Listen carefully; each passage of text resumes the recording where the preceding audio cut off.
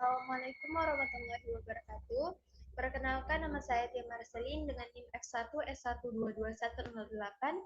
Saya berasal dari program studi Sistem Informasi Fakultas Sains dan Teknologi Universitas Jambi. Di sini saya akan sedikit menjelaskan tentang modul 3 aplikasi bisnis bagian 1 dasar-dasar e-commerce, yaitu pada mata kuliah pengantar Sistem Informasi dengan dosen pengampu Bapak Tri Suratno Skom Mkom. Di sini saya berasal dari kelompok 8 dengan ketua kelompoknya Ismayani dan anggotanya ada saya sendiri Tia Marcelin dan Diah Kartika Sari.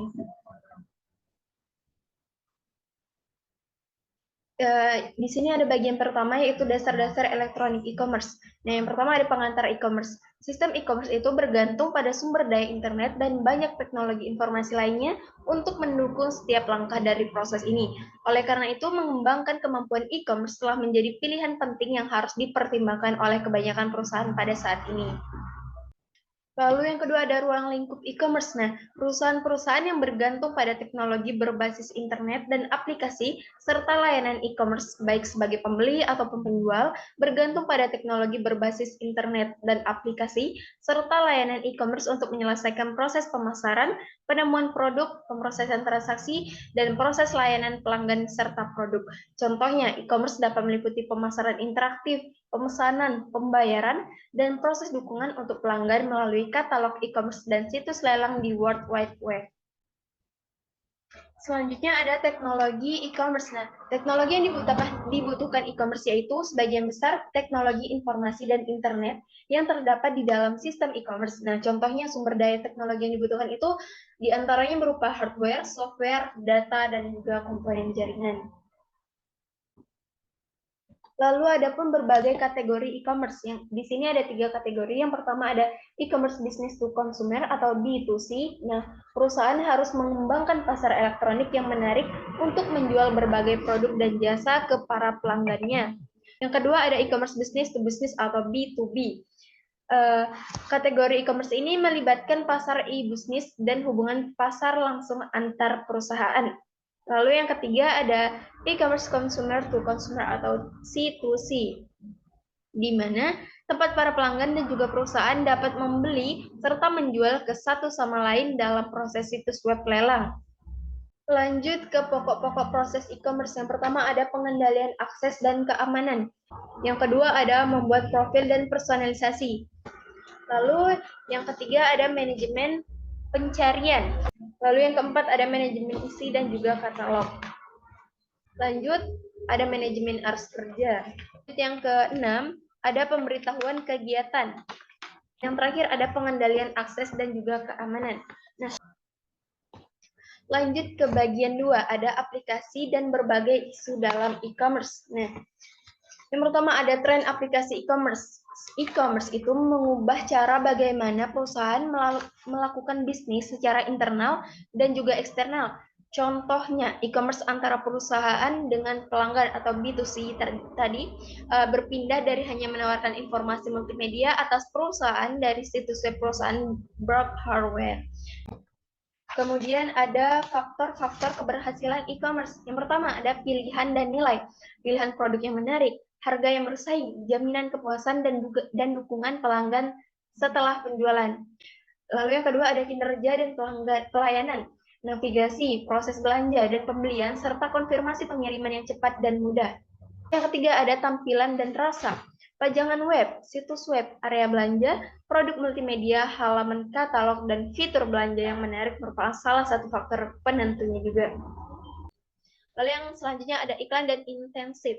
Iklan web dan promosi email bersasaran serta penawaran khusus, termasuk iklan di berbagai situs afiliasi.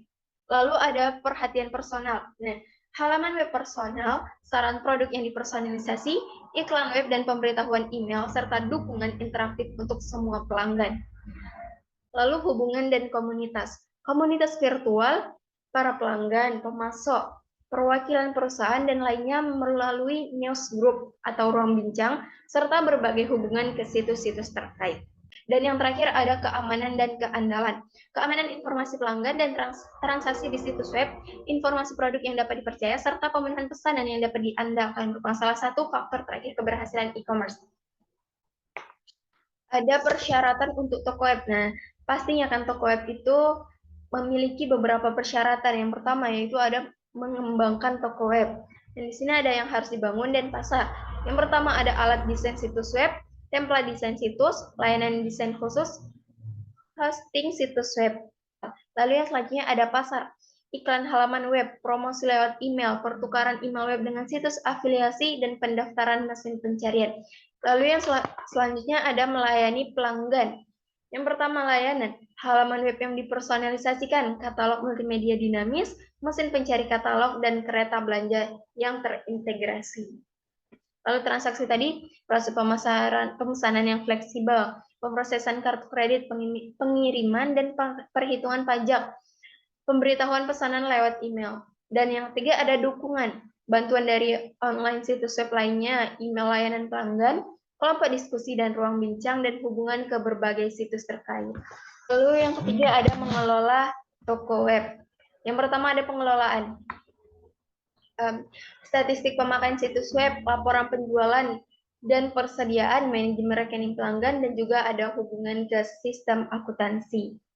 Lalu ada operasi, hosting situs web 24/7 maksudnya. Lalu ada dukungan teknologi online, kapasitas jaringan yang dapat diatur, serta server dan daya power yang lebih dari cukup. Lalu perlindungan, ada perlindungan password para pemakainya, pemrosesan pesanan yang dienkripsi, administrasi situs web yang dienkripsi, dan firewall jaringan dan pemonitor keamanan. Selanjutnya ada pasar e-commerce. Pasar e-commerce di sini ada beberapa jenis pasar e-commerce, yaitu yang pertama ada satu ke banyak atau one to many, yaitu sesi jual pasar. Dia menjalankan suatu pemasok besar yang menetapkan penawaran katalog produk dan harga, contohnya pada situs kisco.com dan dell.com. Lalu yang kedua ada banyak ke situs atau many to one, yaitu sisi beli pasar. Ini menarik banyak pelanggan yang mengerumuni tempat jual beli ini untuk menawar bisnis dari pembeli besar seperti GE atau ET dan T. Lalu yang ketiga ada beberapa ke banyak atau same to many, yaitu pasar distribusi. Ini menggabungkan para pemasok besar yang menggabungkan katalog produk mereka untuk menarik lebih banyak pembeli, contohnya pada web verticalnet dan world.com.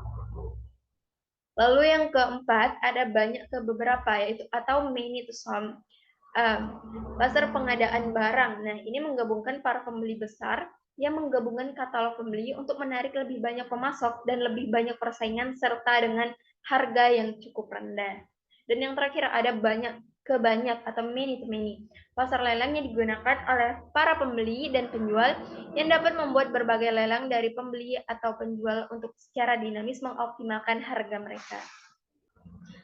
Click and break dalam e-commerce.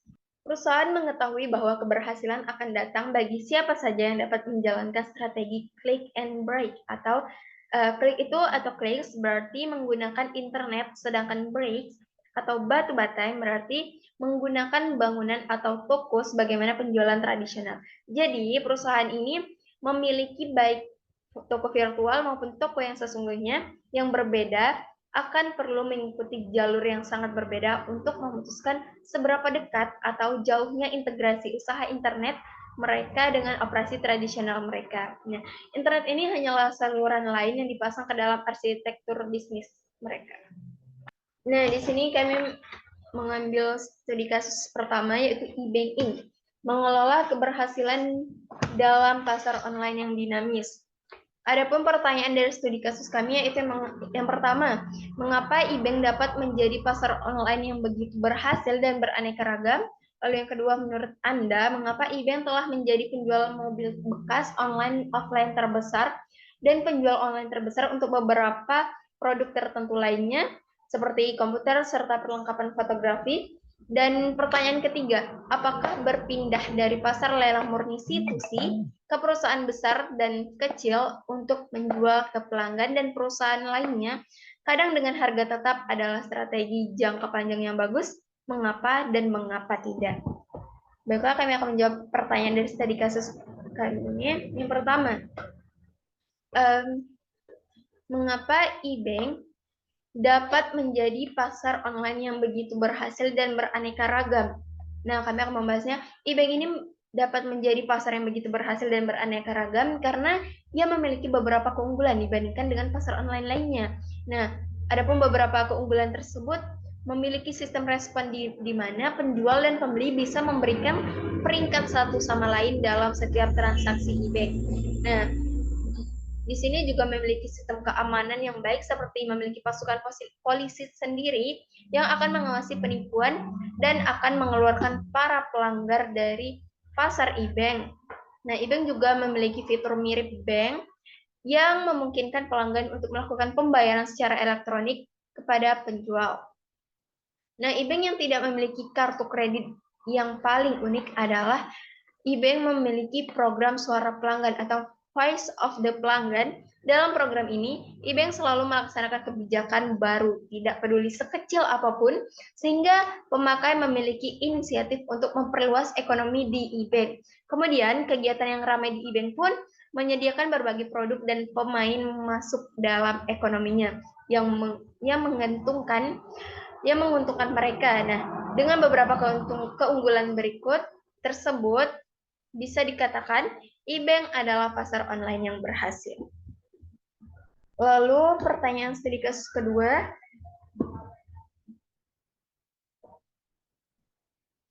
menurut Anda, mengapa e-bank telah menjadi penjual mobil bekas online offline terbesar dan penjual online terbesar untuk beberapa produk tertentu lainnya seperti komputer serta perlengkapan fotografi? Nah, kami akan membahasnya karena e-bank banyak sekali kemudahan dalam jual beli produknya. Pelanggan baik penjualnya pembeli dimanja sehingga seperti pemilik e-bank itu sendiri. E-bank juga melakukan langkah-langkah termasuk membeli perusahaan lelang kendaraan koleksi seperti Cruise International seharga 150 juta dolar untuk persediaan sebagai dealer mobil. Nah, ini dilakukan setelah manajer e-bank menyadari terdapat peluang pasar untuk mobil yang saat ini sedang banyak orang yang berminat untuk membeli mobil dan juga karena e-bank sudah sangat dikenal sehingga akan sangat mudah untuk melebarkan sayap menjadi penjual mobil dengan nilai plus yaitu murah. Nah, e-bank juga mengatur rencana asuransi dan garansi, layanan perlindungan pihak ketiga, dan layanan pengiriman serta pemeriksaan.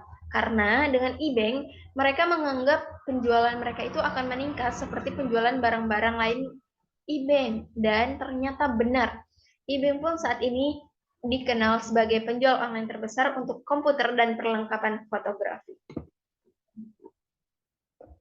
Selanjutnya, pertanyaan ketiga atau pertanyaan terakhir. Menurut Anda, apakah berpindah dari pasar lelang murni situsi ke perusahaan besar dan kecil untuk menjual ke pelanggan dan perusahaan lainnya kadang dengan harga tetap adalah strategi jangka panjang yang bagus?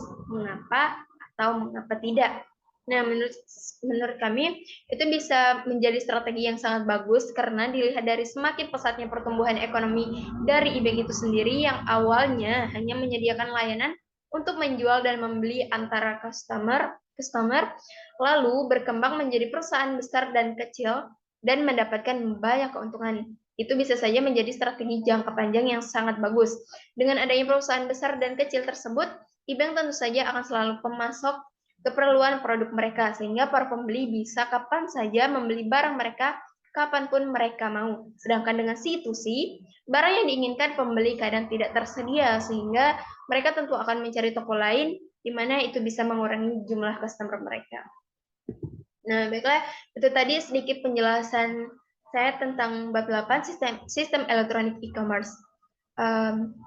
Jika ada pertanyaan ataupun ada yang ingin bertanya, bisa chat di kolom komentar. Saya akan dengan senang hati menjawabnya.